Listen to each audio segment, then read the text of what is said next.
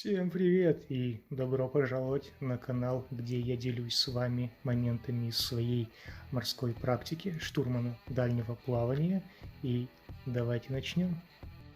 Зашли мы во Вьетнам, в порт Дун Кот, под выгрузку 178 тысяч тонн угля, которую ранее мы взяли в Южной Африке, в порту Салдана Бэй. Но, как видите, выгрузка длилась недолго. На третий день закрывается порт.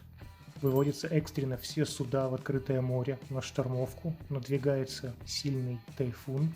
Погода портится очень быстро. Подошли буксиры, разворачивают нас уже на выход. И дальше мы идем штормовать в открытое море. Покидаем акваторию порта. Ну вот, возвращаемся обратно после 2 дней штормовки и стоянки на якоре. Наконец-то последствия тайфуна в порту были устранены и начали заводить суда, ставят нас опять же на тот же причал, хотя это единственный причал, который способен принять кейпсайзы. Суда нашего размера, это судно длиной 292 метра, шириной 45 и осадкой 18,5 метров. Так что этот порт, он довольно мелководный. И по сути у них только один причал, способный принять крупнотоннажные суда нашего размера.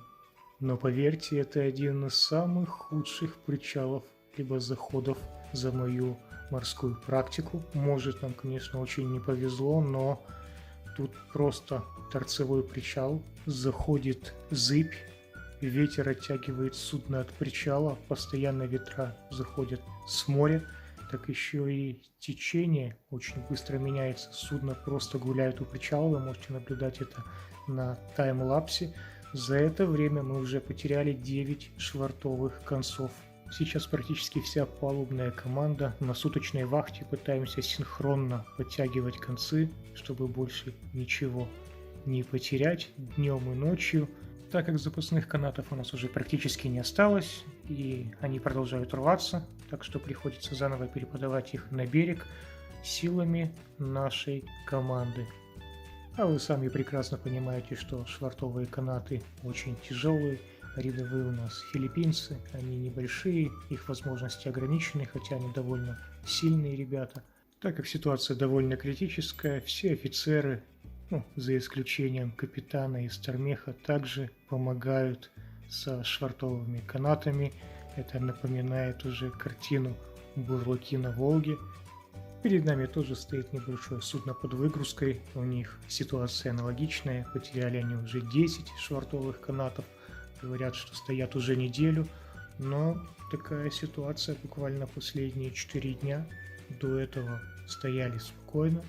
Но имеем, что имеем, они уже закончили выгрузку и выходят из порта, а у нас начинается ночная вахта, и завтра утром, скорее всего, нас будет ждать отход, если они, конечно, успеют нас выгрузить. Утренняя вахта, готовим судно к отходу, выгрузку уже завершили в срок. Подходят уже буксиры, ждем лоцмана и начинаем отшвартовку и отход судна из порта Дун Кот.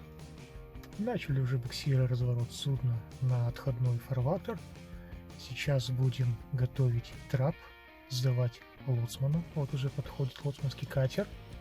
Сдаем лоцмана, секьюрим трап и вперед на Шанхай.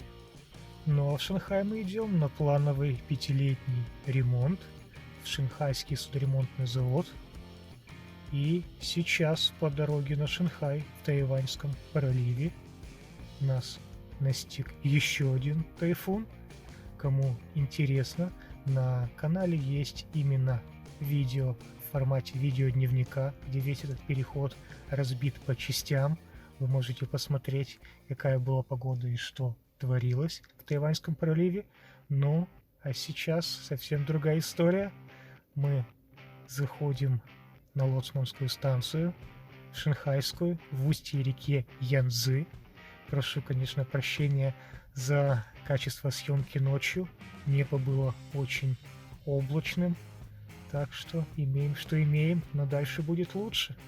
Очень плотный трафик на подходе к Лоцманской станции в устье реки, да и вообще на протяжении всего перехода по реке Янцзы.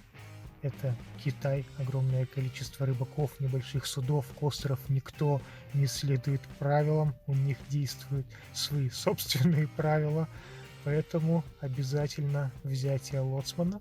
Если кто не знает, то лоцман — это тот же судоводитель, обычно бывший капитан или реже старпом, который прекрасно знает обстановку местного фарватера, знаком со всеми правилами и является представителями данной страны и порта захода. У нас уже светает 5 часов утра, и обратите внимание на нескончаемый поток судов, встречных и попутных. Просто поражает, конечно, мощь китайской промышленности. Они используют каждый метр прибрежной территории, стоят судоремонтные заводы, фабрики, порты. Просто поразительно. Вот строятся новые пароходы, контейнеровозы огромные, CMA, CGM, на LNG топливе, на сжиженном газе. Ну и вот мы подходим к месту нашей стоянки.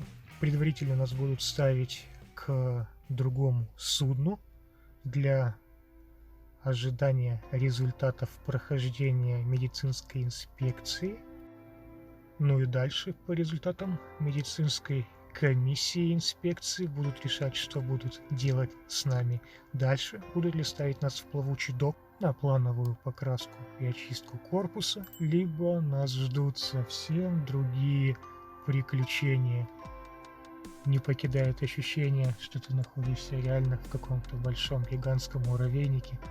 Просто посмотрите, с какой частотой заходят все новые суда в плавучие доки на обслуживание, на ремонт, трудятся буксиры. Просто, конечно, поражает размах. И если вам понравилось это видео, вам интересна морская тематика, то подписывайтесь на канал, если вы еще этого не сделали. Оцените, пожалуйста, видео. И еще раз повторюсь, что на канале вы можете найти полные видео, разбитые по сериям этого перехода, где будет более подробные съемки и объяснения происходящего, а также нас ждут новые видео по нашим приключениям в судоремонтном заводе, в плавучем доке, где я постараюсь показать весь процесс ремонта, масштабы его. Надеюсь, вам это будет интересно, как и мне. И еще раз хочу вам сказать огромное спасибо за то, что досмотрели видео до конца, осилили его, так сказать, и очень вам благодарен за ваши отзывы, комментарии. Они действительно помогают каналу развиваться. Так что всего вам самого наилучшего. Надеюсь увидеть вас в следующих видео.